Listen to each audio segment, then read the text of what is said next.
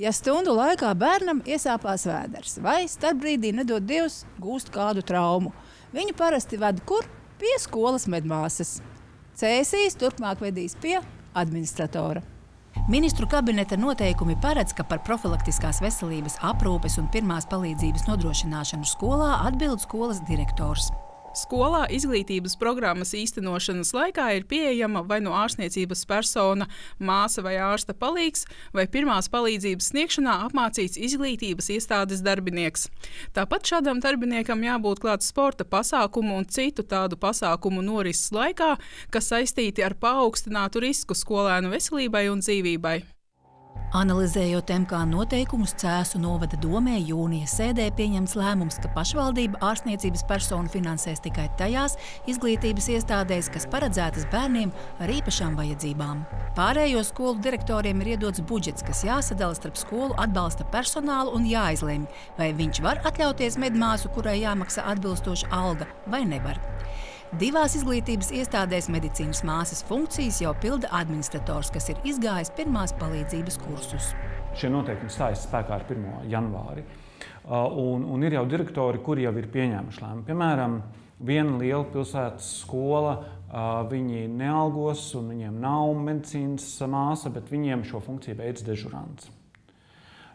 Viena cita liela skola saka, nē, es tomēr algošu medicīnas māsu, tāpēc, ka pēdējie notikumi skolā man kā direktoram tas ir svarīgi. Ir, piemēram, direktori, kuri lemj, ka tas varētu būt kāds no pedagogiem vai piemēram, to funkciju varētu veikt lietvedis. Interesanti, kad vecāku sirdsmiers ir lielāks, zinot, ka vajadzības gadījumā bērnam pirmo palīdzību skolā sniegs medmāsa, vai tad, kad to darīs administrators, lietvedis, skolotājs vai dežurants. Es esmu pedagogs un medicīnas māsai ir jābūt iestādēs, jo jebkas var notikt, un mēs kā pedagogi visas tās nianses nezinām, kas būtu jārīkojas tādās situācijās. Bet Cēsu novadā tagad drīz būt administrators. To mēs redzēsim, kas būs mūsu skolā. Līdz janvārim vēl mums ir medicīnas māsa.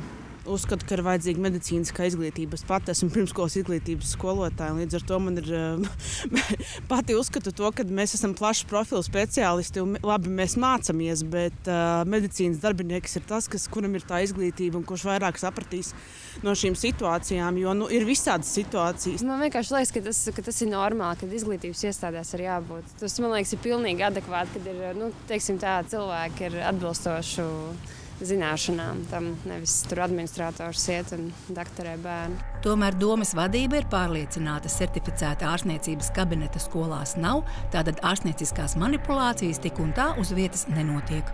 Tas, pie kā mēs esam pēdējā laikā strādājuši, lai visām izglītības iestādēm un iestāžu vadītājiem būtu arī algoritms, ko darīt, ja ir kaut kas noticis skolā. Un mums ir ļoti, ļoti svarīgi, lai tas algoritms strādā.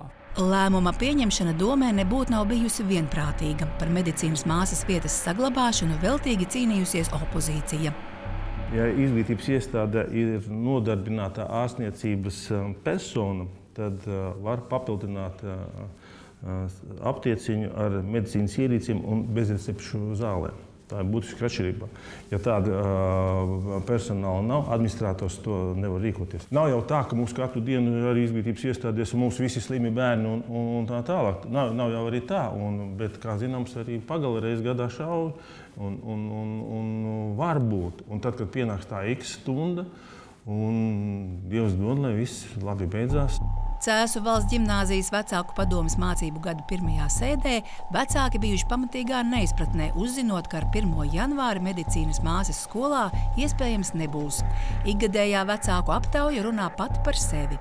Viens no aptaujas jautājumiem, cik noderīga ir bijusi medicīnas medmāsas sniegtā palīdzība, tad drīzāk noderīga ir 80% atzīmējuši vecāki, kas piedalījušies šajā aptaujā.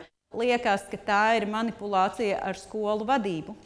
It kā nav aizliegts, bet jūs varat, ja jūs domājat, ja jums ir nepieciešams medicīnas darbinieks, jūs viņu varat arī algot, bet nav jau pateikts no kādiem līdzekļiem. Tātad no kaut kā ir jāatsakās. Raidījums 4. studija tikās ar abām medmāsām, kuras pērn uzsāka cīņu ar novada domi par savām tiesībām saņemt valsts noteikto atalgojumu. Abas ir pārliecinātas, ka jaunais lēmums iespēja vispār iztikt bez medmāsām skolām ir domas atbildes reakcija. Īvete tagad strādā kaimiņu pašvaldības skolā, jo viņas iepriekšējā darba vietā Cēsīs jau ir pieņemts administrators. Savukārt Amanda vēl ir skolas medmāsa, taču pavisam tuvā nākotne nav zināma.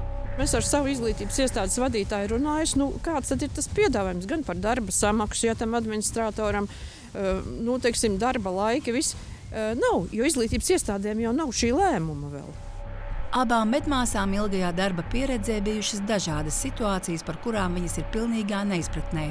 Kā ar tām tiks galā cilvēks, kas vienkārši izgājis pirmās palīdzības kursus. Pagājušajā gadā aktualizējās cukura diabēta vienam bērniņam bija, kurš gan savas rīcības mazliet nepareizas dēļ, bet vismaz 3 reizes viņam gandrīz vai iestājās koma. Un tad bija tā, ka visi saķer galvu, un kur ir māsiņa?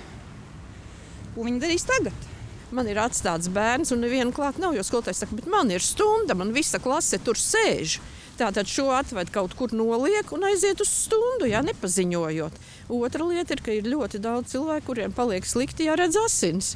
Un tie nebūs palīdzības sniedzēji, tas ir pilnīgi skaidrs. Intereses pēc apvaicājāmies vairākās citās Latvijas pašvaldībās, vai arī tur medmāsas funkcijas tiek uzticētas citiem skolas darbiniekiem. Rīgā šobrīd ir viena brīva medicīnas māsas vakance. Bauskas novadā medmāsas nav vienā pirmskolas izglītības iestādē, bet 2 medmāsas tiek nodrošināta ārpakalpojumā.